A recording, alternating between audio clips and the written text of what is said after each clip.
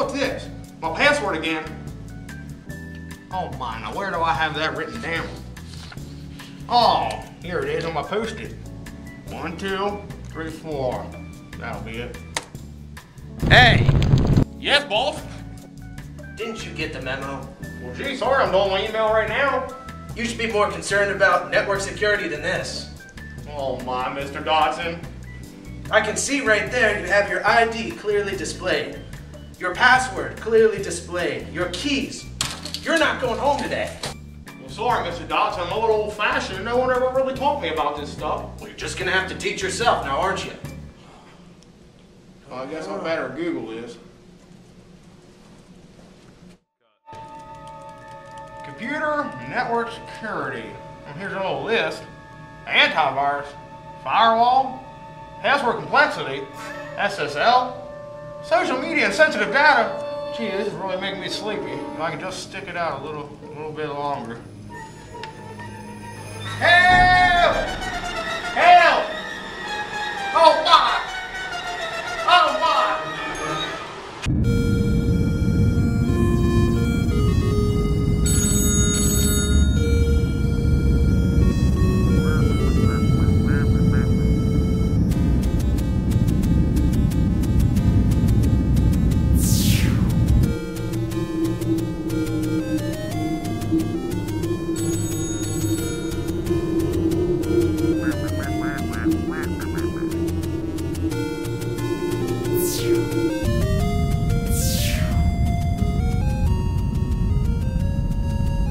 Steve, did you get the message from the root server? Well, yeah, Earl. What exactly is the problem? Our friend, Mr. Nibbles, at IBM, needs our help with computer network security. Let's go. Follow me.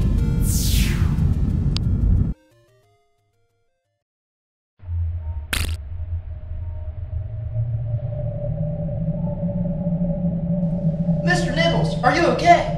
Well, I feel alright, but where the dickens am I? Who took his bill? Let's help this guy up. Give us your hand. Well, who are you guys? We're the superheroes of network and computer security. Well, where are we? This is the internet. Notice that you've been having trouble at work with computer and network security. Well, I guess a little bit now that you say something, but never really been that bad of a problem, I guess. Don't get frustrated. We're here to help. But first things first.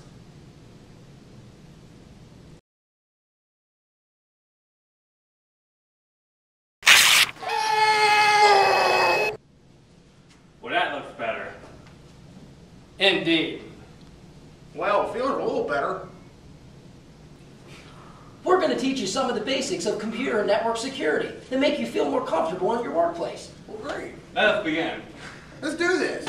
We'll start with password complexity. Hi, my name is Blaine Messersmith, and I am going to talk to you about good password practices. Passwords are one of the best and easiest ways to secure your assets, whatever they might be. A good starting point when choosing a password is to look at the length, width, and depth of the password. The length of the password is just that. The longer the password, the harder it is to crack. The width of the password refers to the type of characters used in the password. This means using uppercase letters, lowercase letters, numbers, and symbols. The best password will use at least 3 of the 4 listed. The depth of the password means choosing a password with a challenging meaning, something that is not easily guessable, like a phrase that you spell the way it sounds and not how it is actually spelled. Other things to consider when choosing a password would be never use dictionary words, proper nouns, or foreign words.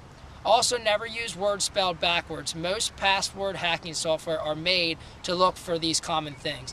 Never use personal information in your passwords either.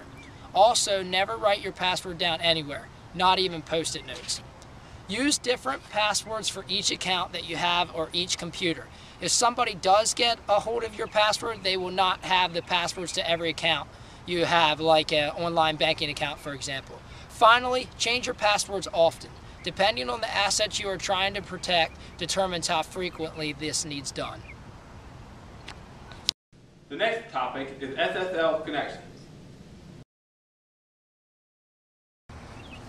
Hello, I'm Tyler Walgan, and I'm going to talk to you a little bit about SSL. SSL, Secured Socket Layer, is a standard security technology for establishing an encrypted link between a web server and a browser. This link ensures that all data passed between the web server and the browser remains private. SSL is an industry standard and is used by millions of websites in the protection of their online transactions with their customers. To be able to create an SSL connection, a web server requires an SSL certificate. When you choose to activate SSL on your web server, you will be prompted to complete a number of questions about the identity of your website and your company. The web server then creates two cryptographic keys, a private key and a public key. The public key does not need to be secret and is placed into a certificate signing request, CSR, which is a data file also containing your details. You should then submit to CSR. During the SSL certificate application process, the certification authority will validate your details and issue an SSL certificate, which contains your details and allows you to use the SSL. Your web server will match your issued SSL certificate to your private key. Your web server will then be able to establish an encrypted link between the websites and your customer's web browser. This complexity of the SSL protocol remains invisible to the customers. Instead, their browsers provide them with a key indicator to let them know that they are currently protected by an SSL encrypted session, which is the little lock on the bottom right corner of your screen. Clicking this displays your SSL certificate and the details about it. All SSL certificates are issued by either companies or legally accountable individuals. Typically, an SSL certificate will contain your domain name, your company name, your address, your city, your state, and your country. It will also contain the expiration date of the certificate and details of the certification authority responsible for the issuance of the certificate.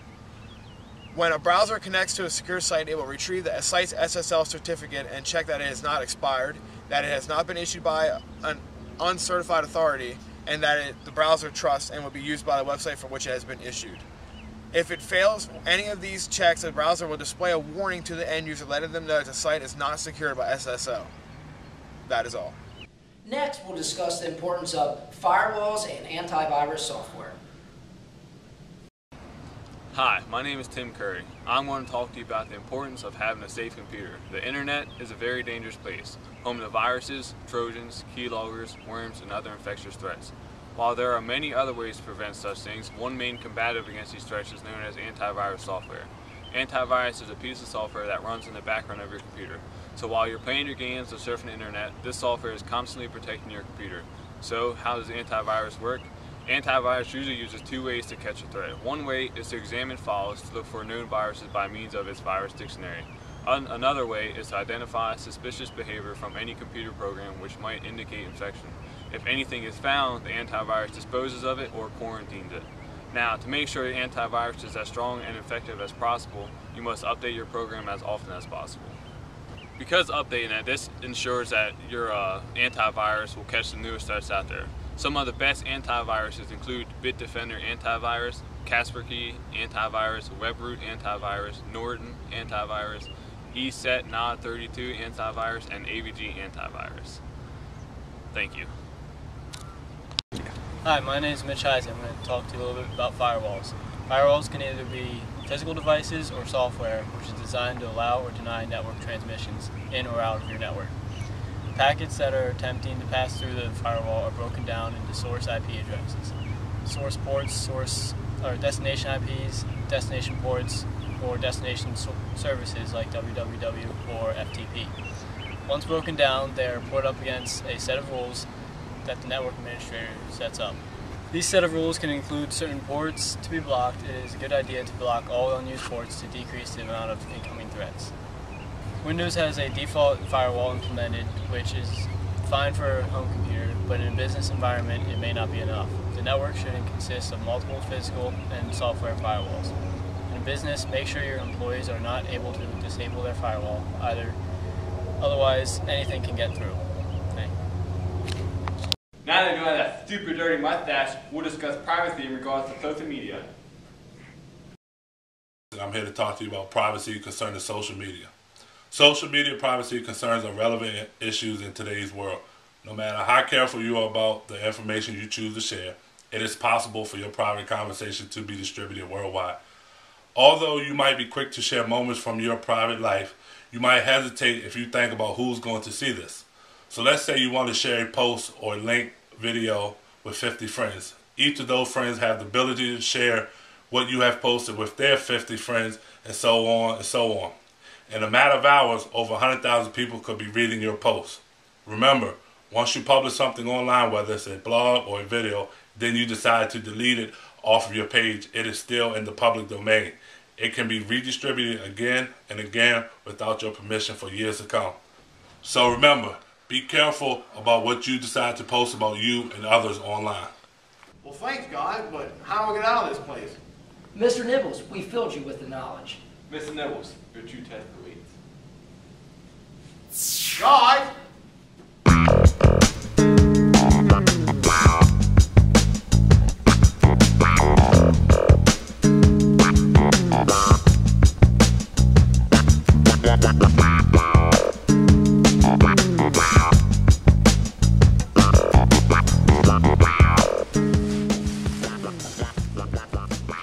Mr. Nibbles, I see that you buy a lot of games offline. Would you like to buy some? Got them half price for you.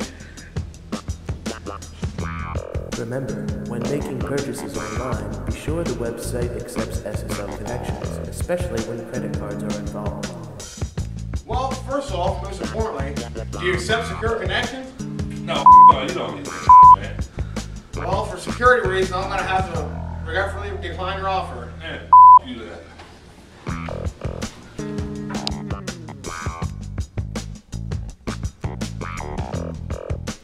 Oh, I have an idea. Facebook. All my friends, everybody can see where I'm at. They can help me out of here. Let's see here. Lost. No idea where. Left my phone, my keys, my wallet open, my credit cards. Everything's on my desk. I need out of here. Don't be stupid by posting on Facebook where your keys and wallet are. On second thought, hell, that's a stupid idea. Mr. Nibbles, I see you have some hard drive space on your computer, man. If I crash there for a bit. Well, I'm always here to help a friend in need. But wait a sec. Update your virus software and scan your computer for viruses regularly. Actually, my antivirus detection says you're no good.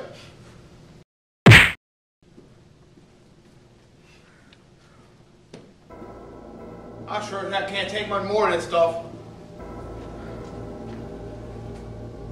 Oh my, open port related security attack. Thanks to my new friend Stephen Earl, I can now implement my